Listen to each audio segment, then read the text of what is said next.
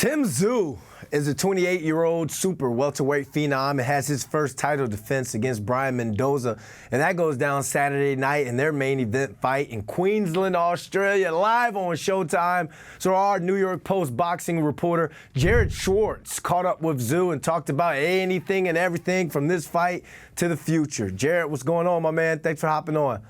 What's up, Brandon? Always a pleasure to talk some boxing with you. All right, I'm kind of a novice in this boxing world. This is kind of one of my first time hearing Tszyu's names. Apparently, it's a big deal. So you got the chance to catch up with him, talk to him about this fight. What's his mindset going into this fight? And you wrote that he was in uncharted territory. Why is that? It's funny, the whole thing, he's made kind of his MO. He keeps saying, what's my name? What's my name? Say my name, because he wants to establish his own name, that he's Tim Tszyu, not Kostya Tszyu's son, his Hall of Fame father. But he is in uncharted territory right now because, he said it pretty plainly. When you go from being the hunter to the hunted, things change. Up until this point in his career, he's been the hunter, climbing up the super welterweight rankings, as he always likes to say, taking guys off one by one. He's supposed to fought Jermell Charlo a couple times now, but Charlo keeps either avoiding the fight or as he did recently, taking the fight with Canelo Alvarez. So the second Jermell Charlo stepped in the ring against Alvarez, he was stripped of the WBO super welterweight title, and it was given to Tim Tszyu. So for the first time in his career, Tim Tszyu is a world champion. He is on top. He's the one that's being hunted by other fighters in the division. So it's a new reality for him, something that he hasn't been in before. The hunter becomes the hunted, but the hunted still have to eat. And to eat, he's got himself Brian Mendoza, which is a 12-round bout.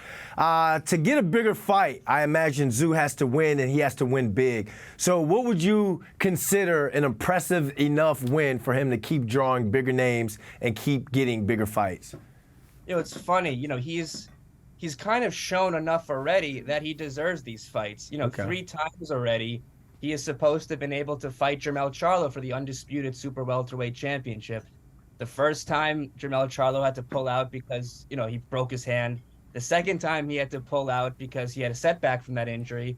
And then the third time, Jermell Charlo said he'd rather take a bigger money fight against Canelo Alvarez, 2 divisions up for the super middleweight championship, of the undisputed super middleweight championship of the world.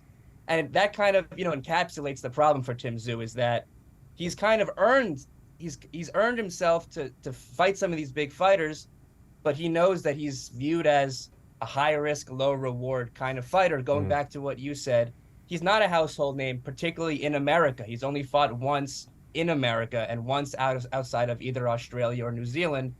So he's kind of shown his ability, but he needs to grow his name now to become a pay-per-view star and to become a household name and to become the kind of draw that top opponents like a Jermell Charlo or other top fighters in this division want to take on that challenge because it's financially worth it. He should hire Ryan Garcia to do his social media. I wonder what that guy's up to these days.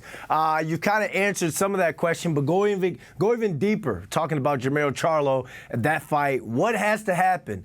Like you talking about, he needs more eyes on him, more bigger purse for a fight. Go in deep with educate us. What has to happen for us to see those two actually go at it in the ring? It's funny. I asked him, what was it like, on the outside watching Jermell Charlo fight Canelo Alvarez? Of course, Charlo lost by unanimous decision, and Tim Tszyu didn't really pull any punches. He said he looked scared. Jermell Charlo always calls himself, a lion and, lions only. He called him a cub, a lion cub.